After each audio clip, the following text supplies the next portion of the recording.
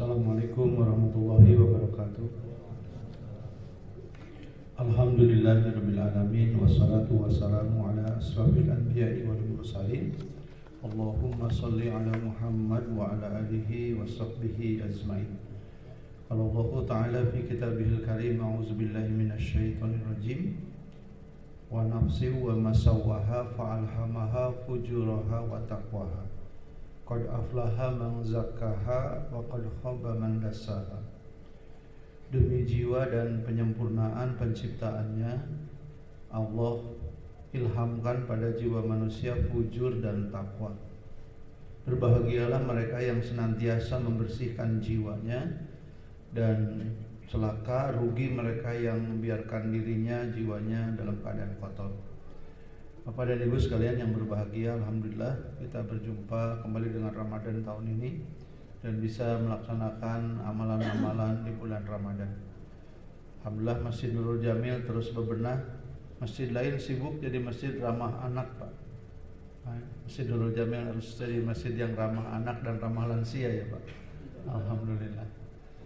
Dimudahkan urusan-urusannya, dibantu agar nyaman. Barang siapa yang membantu urusan-urusan seorang hamba di muka bumi, diringankan urusannya, dimudahkan, insya Allah akan mendapat keringanan juga dalam urusan-urusan akhiratnya nanti, insya Allah. Bapak dan Ibu yang berbahagia, dalam ayat yang saya bacakan barusan, Allah memberikan kepada kita pengetahuan bahwa jiwa manusia itu punya dua kecenderungan, bisa cenderung fujur, sesat, membangkang, dosa, atau takwa. Kemana ini akan bergerak, maka itu ditentukan oleh bagaimana kita mampu menjaga hati agar senantiasa bersih. Hati kita jadi kotor, kenapa? Karena dosa-dosa kita. Hati yang dibiarkan berdosa terus, yang asalnya bersih jadi hitam kelam. Hati yang hitam lama-lama mengeras, keras dibiarkan nanti lama-lama sakit. Hati yang sakit tidak dibersihkan, dibiarkan lama-lama mati. Kalau sudah mati susah diserunya. Hati yang sakit mungkin masih bisa diajak, tapi campur aduk. Kata anak-anak mah STMJ katanya, Pak, hati yang sakit teh sholat terus maksiat jalan. Kok sholat, kok maksiat, ke masjid, judi gitu.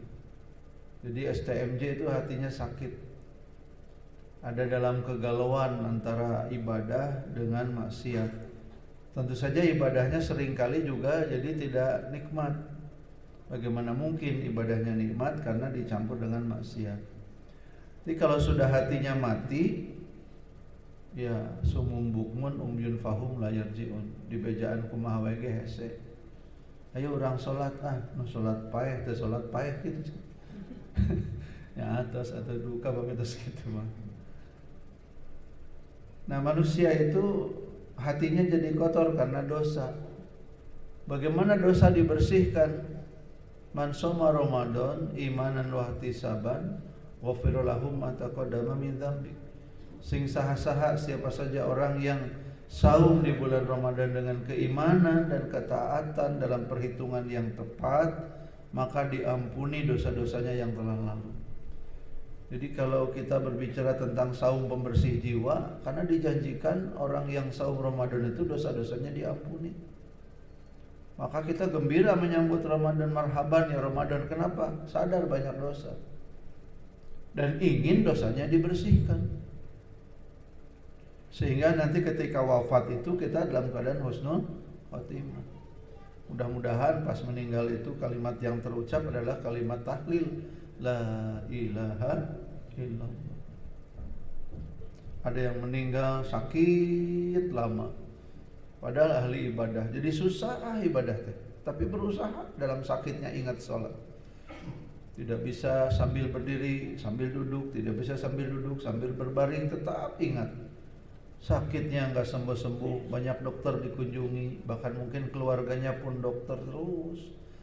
Nabi SAW memberitahu kita kalau ada orang soleh ahli ibadah, baik muamalahnya juga, bahkan mungkin pejuang di jalan Allah, lantas di akhir hayatnya mengalami kesulitan, mengalami kesakitan yang panjang. Kata Nabi, ketahuilah sakit yang berat, kesulitan dalam hidupnya itu adalah pembersih dari dosa-dosanya yang masih ada, sehingga nanti dia menghadap kepada Allah dalam keadaan bersih, sudah tidak membawa dosa lagi. Allah itu kepada manusia, kepada hambanya bersifat maha pengasih, maha penyayang. Allah itu mendahulukan sifat pengasihnya daripada sikap menghukum. Allah mampu menghukum hamba-hambanya, tidak terkecuali. Tapi seringkali kita menyaksikan dengan kasih sayangnya, Allah itu menunggu para pendosa untuk tobat. Kadang-kadang untuk tobat itu juga jalannya aneh. Satu hari ada yang telepon minta izin untuk berkunjung ke rumah, sudah pukul 9 malam. Saya bilang silahkan, seorang tetangga. Pertemuannya hari Jumat malam, begitu ketemu, tetangga saya berkata, Pak Budi tadi saya Jumatan katanya. Ya saya juga Jumatan, kata saya kan tadi hari Jumat. Ya bagi saya mah ini istimewa. Kenapa istimewa? Karena ini adalah Jumatan kedua sesudah saya puluhan tahun terjumaahan. Oh gitu Pak, Jumatan kedua, Jumatan pertama kapan? Ya Jumat lalu. Jumatan pertama mah jauh katanya. Jumatan tadi mah di masjid dekat kampung kita.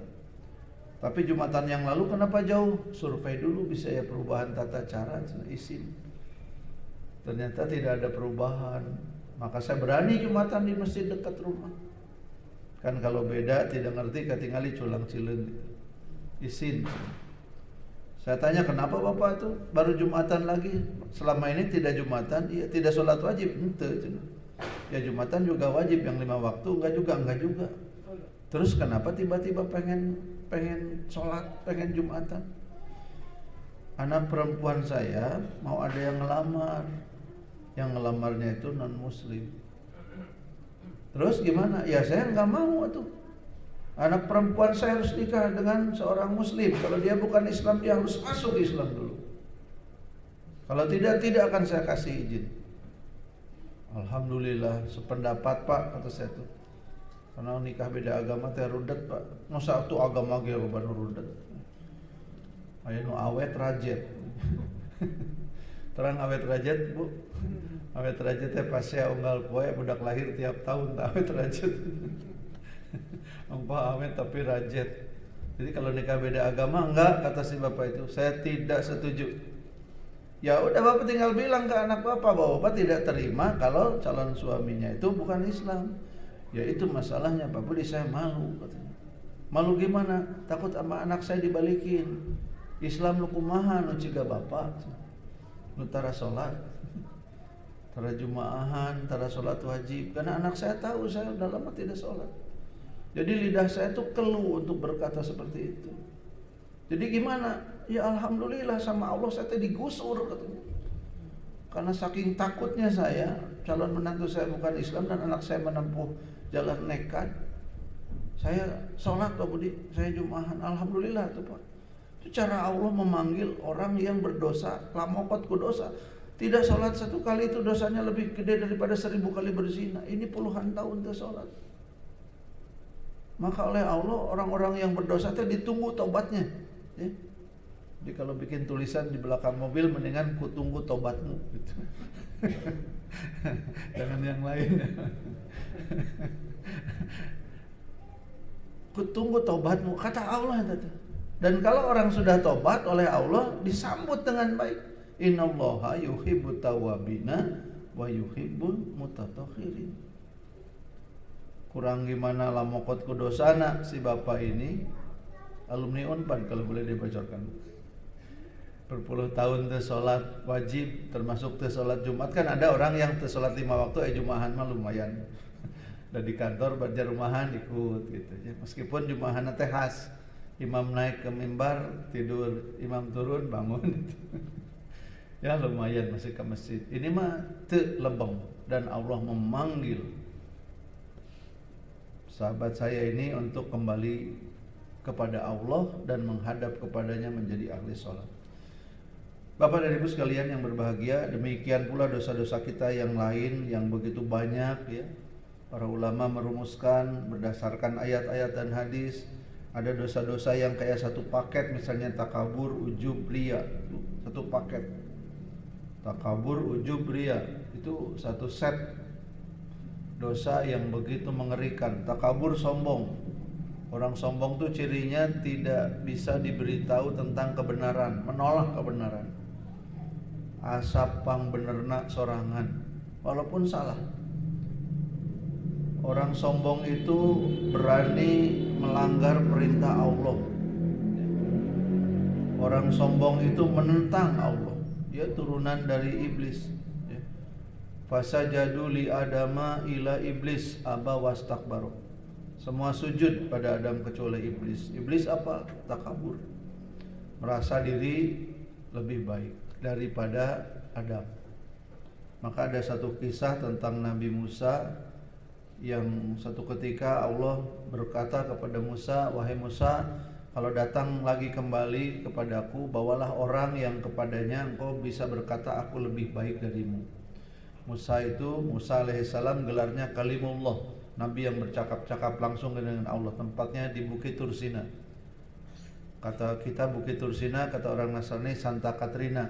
Tempatnya diyakini antara Aqsa dan Kairo, di tengah-tengah perjalanan antara Kairo dan Aqsa. Maka Nabi Musa ketika akan menghadap Allah kembali nyari-nyari orang-orang yang kepada orang itu Musa bisa berkata aku lebih baik darimu. Dilihat nggak ada.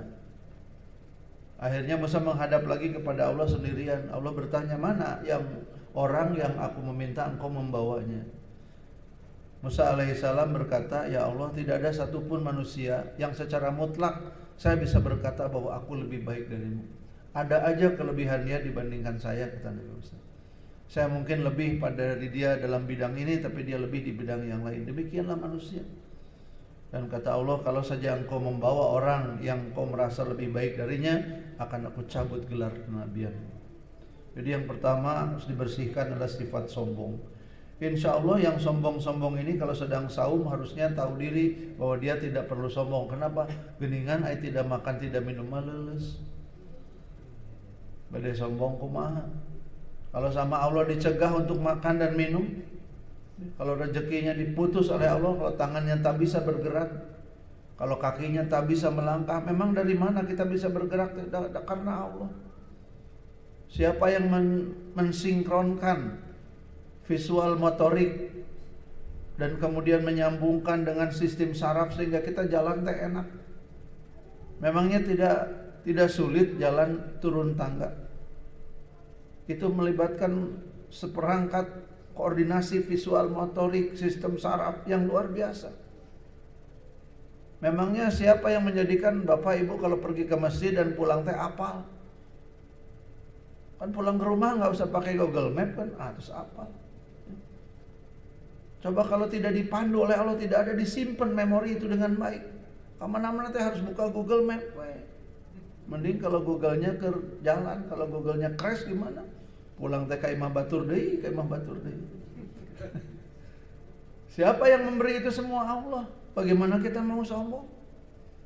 Kazuo Murakami, orang Jepang yang belum masuk Islam tapi mudah-mudahan sudah, ahli biokimia dari Jepang, berkata manusia tidak mungkin bisa hidup tanpa pertolongan yang maha agung. Murakami tidak bicara Tuhan dan dia orang yang tidak beragama, tapi kata Murakami tidak mungkin. Tidak mungkinlah manusia bisa hidup tanpa pertolongan yang maha agung. Kenapa? Seluruh sistem vital manusia yang menentukan hidup dan mati manusia, semuanya dikendalikan oleh sebuah sistem yang manusia tidak sadar. Bagaimana kita tidak menyadari? Jantung bekerja, bagaimana usus menyerap makanan, bagaimana sel kita menyerap masukan gizi yang kita kunyah, enggak sadar.